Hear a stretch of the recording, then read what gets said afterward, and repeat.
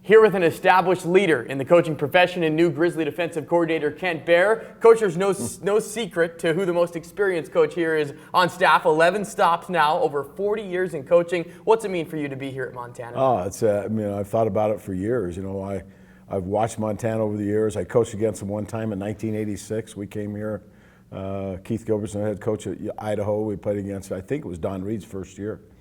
So it's the first time I'd ever been to Missoula, and then, Bobby had offered me a job once before here, and so, it's a place I've always looked at, and I thought it'd be fun to coach here, so I'm glad to be here. Tell us about the dialogue maybe in the last couple of months, how this really transpired with Coach Houck the moment he got the job, and just the way the timing worked out for you to be here in Missoula. Well, I think, to be honest with you, I think I was his second choice, which I understand, because, there's certain things that I've never worked with Bobby, but I've known Bobby a long time, and we'd talked on the phone a bunch of times, and he had called me a few times. I'd called him back, and it's just the dialogue had happened over amount of time, and it just happened, and toward the end of December, and right after the bowl game, and I was excited to do it. Incredible career, 5 Pac-12 schools, Notre Dame, stops along the way. I know it's probably impossible for you to limit it to one, but some of your favorite memories, Coach, along the way. You've coached at the top, obviously. Oh my goodness, I got so many, but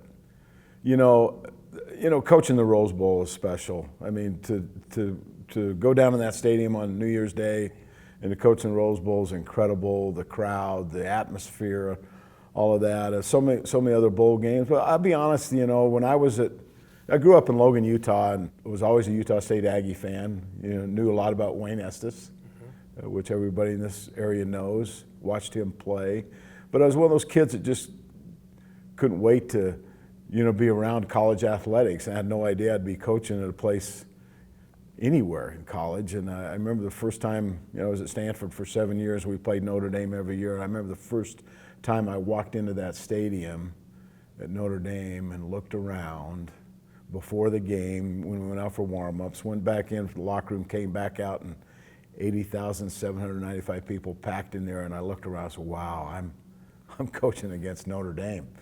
And then to have the opportunity to go there and coach was extremely, it's a blessing, and very lucky to do it. To me, that's one of the pinnacles. Interim head coach at Notre Dame even for a little bit as well. Coach, you've encountered a lot of different coaches throughout the course of your 40-year career. Who's maybe had the biggest impact on you, or some guys that you still talk with or really draw parallels from? Well, I'd hate to single anybody out because I've learned a lot from everybody. Truly, I have. And, I can't necessarily, it's hard to say that anyone had more influence than anyone else, but every head coach I've worked for have all been great, and I'm just lucky to be around a lot of great assistants too. How would you best describe your style as a defensive coordinator, and maybe a mini preview of what Grizzly fans can expect from Kent Baer's style of defense? Well, I've changed over the years. I don't think I've gotten any softer, but some people may say that. But I love tough kids. I love kids that play hard. I love physical kids, and I think that, if we can play harder than anybody in this league and work to be the most physical team in this league, we'll win a lot of football games. And that's where we start. The X's and O's, there's a lot of great coaches out there. And, there are a lot of things, you can do a lot of things different defensively. But the bottom line is, do the kids buy in it, and how hard do they play for you? And they got to know that you care about them. And I think that's an important part of this game. You can't be just about winning. You got to know that they have to know that you care about them as a person and their families, and you get that out of them. You can go a long way. So we'll be aggressive, we'll be physical, and we'll play hard. How have the first few weeks been, just as far as evaluating personnel? And for you, take us inside your office maybe a little bit as far as film's concerned. I know these guys are getting a clean slate, so to speak, but as far as you assessing the personnel you have. Well, to be honest with you, I made a point not to watch a lot of games. I've watched probably 4 or 5. I've watched the Montana State game. I've watched the Northern Arizona game. I've watched the, who else? I don't know, I've watched 4 or 5, I don't remember, but just to look at numbers and see what kids are coming back. But we've been very busy in the office, doing a lot of install and studying and getting the staff on the same page. So it's been fun, but it's a lot of work. You've coached 28 players that have went on to get drafted. What's it take for someone to go to the next level, and something that I'm sure a lot of the players that you're going to be coaching aspire to be? Well, it's funny, I guess it's 28, but it's more than that. You go back and really count of all the kids that have played in the NFL, it'd probably be close to 70 or 80 over the years. But those kids are always special.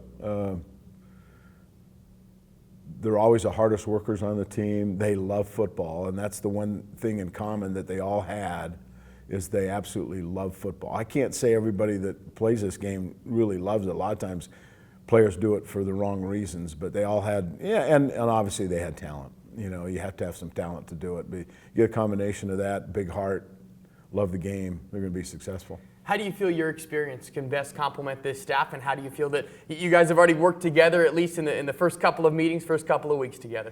Well, you know, hopefully I can bring something to the table, but, you know, we've got a great staff defensively with some experience and guys that I really enjoy, and they have a lot of great ideas. It's not just what I want to do or what, you know, I think, you know, obviously Coach Houck's going to be involved with it because he's a defensive guy, which I love.